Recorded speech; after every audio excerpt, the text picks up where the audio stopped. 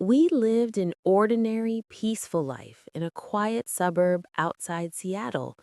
At least, that's what I thought. My name is Claire. I'm a freelance illustrator who works from home. Most mornings, I brew coffee, sit by the big window overlooking our little yard, and start sketching while the sunlight slides across my desk. My husband Daniel leaves for work at 7 sharp. He says he works in logistics for a private company downtown, though I never quite understood what that meant. He comes home late, always exhausted, and lately he's been working overtime, even on weekends. We have an 8-year-old daughter, Mia. She's cheerful and curious, with a love for drawing and a laugh that fills every corner of our house. But in the past few weeks, something in her has changed. She wakes up crying at night, trembling, soaked in sweat. "Mommy, I had a scary dream," she whispers. "What kind of dream, sweetie?" But she just shakes her head and clings tighter to me. I told myself it was normal. Kids have nightmares all of the time. Still, something about the way she looked at the shadows made me uneasy. My younger sister, Rachel, lives about half an hour away in a nicer neighborhood. She's been married for 5 years to Ethan, a marketing executive. They have a 6-year-old daughter, Chloe, who happens to be Mia's best friend. One afternoon, Rachel called, her voice bright and full of energy. "Claire, are you free next Saturday?" "I think so. Why?" "We're throwing Chloe's birthday party. Big celebration, food, music, a bounce castle. Bring Daniel and Mia. You have to come." I smiled. Rachel loved hosting. She'd always been the golden child, confident, social, effortlessly perfect.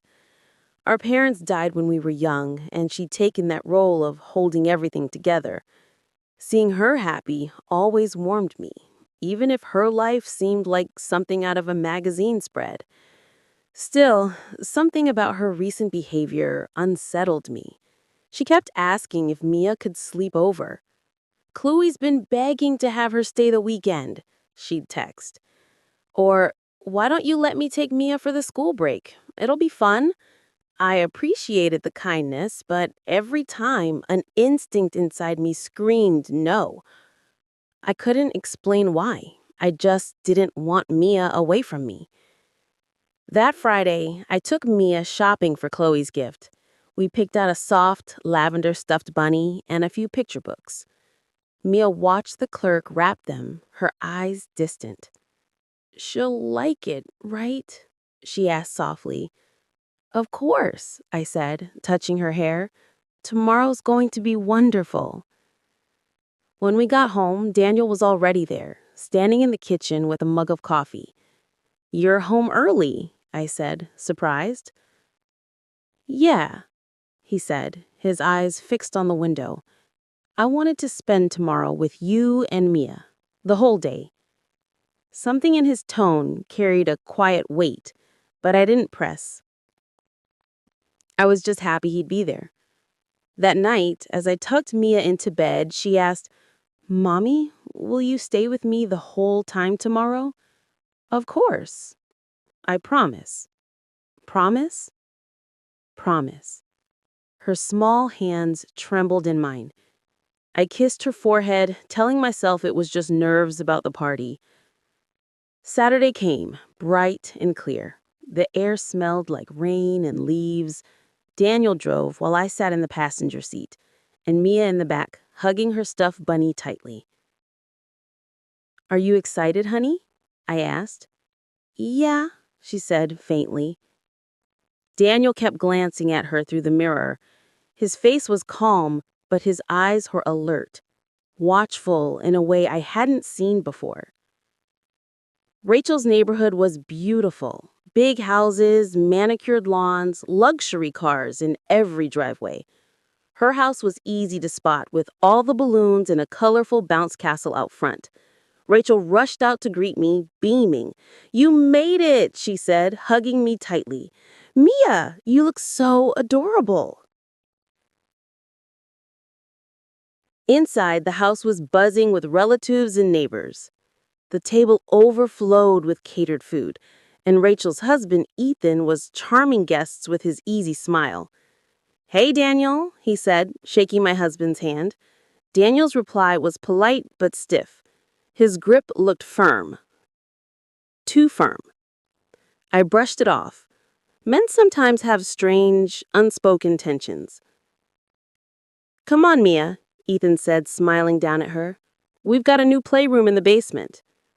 Mia hesitated, glancing back at me. "It's okay," I said gently. "Go play." "But, Mommy." "I'll be right upstairs." Ethan's hand rested lightly on her shoulder as he led her away. Daniel's gaze followed every movement, jaw tight. Rachel pulled me toward the kitchen. "Come help me serve the appetizers." I joined her, arranging salads and fruit platters.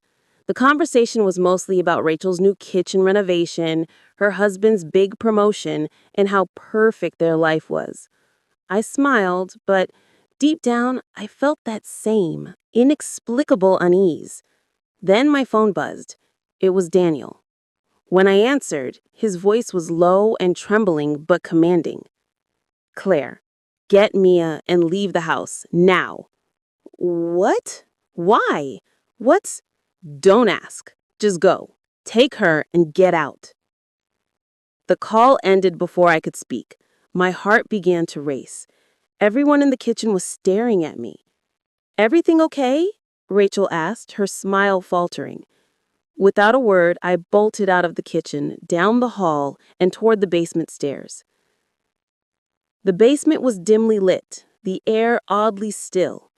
Soundproof panels lined the walls. My stomach twisted. From a room at the back, I heard laughter. The children. When I burst through the door, Mia and Chloe were sitting on the carpet, surrounded by dolls. Ethan stood nearby, holding a camera. He turned at the sound of the door, his smile freezing. "Claire, what's going on?" I rushed to Mia, pulling her into my arms. "We're leaving," I said. "What? Why? You're overreacting." He took a step forward, hands raised in mock concern. "Stay back," I snapped. Mia clung to me as I backed toward the stairs. I didn't look back, didn't breathe, didn't think. I just ran.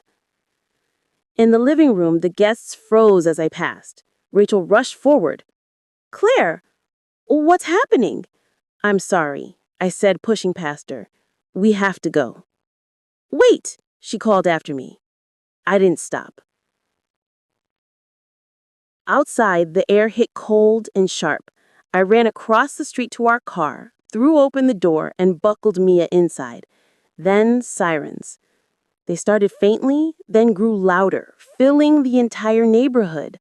Police cars, at least 4 of them, sped down the street, stopping in front of Rachel's house. Officers poured out. And then, from one of the cars, Daniel stepped out, wearing a dark blue jacket, a badge clipped to his belt. For a moment, my mind went blank.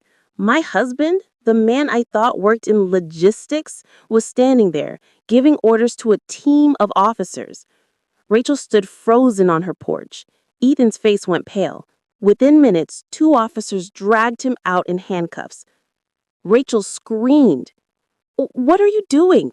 Ethan shouted something back, his words lost in the chaos. Daniel's eyes found mine. Relief flashed through them. He walked over quickly, opened the car door, and crouched beside me. Are you in Mia hurt?" I shook my head, trembling. "What's happening?" "I'll explain later," he said softly. "For now, you're safe." He looked at Mia, who was crying quietly. "It's okay, sweetheart. Daddy's here." When we finally got home, Daniel tucked Mia into bed. She fell asleep almost instantly. I sat in the living room, my body still shaking. Daniel returned and sat beside me. His face was tired but calm. "I owe you the truth," he said. "I'm not in logistics. I'm a detective, Child Crimes Division." The world tilted for a moment. "I didn't tell you because it's dangerous work," he continued. If the wrong people found out where I lived, they could target you or Mia. He took a folder from his bag and set it on the table. 3 weeks ago, I noticed strange messages on Mia's tablet. I checked them after she fell asleep. They were from Ethan. My heart stopped. At first, they seemed innocent. Jokes, mentions of Chloe, but then they changed. He started grooming her. Daniel's voice cracked slightly. I contacted my unit. We investigated quietly. Turns out Ethan had a record, fired from a previous job 5 years ago for inappropriate behavior. The family didn't press charges, so it was buried. He showed me photos, the basement, hidden cameras marked in red. He renovated that room recently. He planned to isolate Mia there today while keeping you distracted.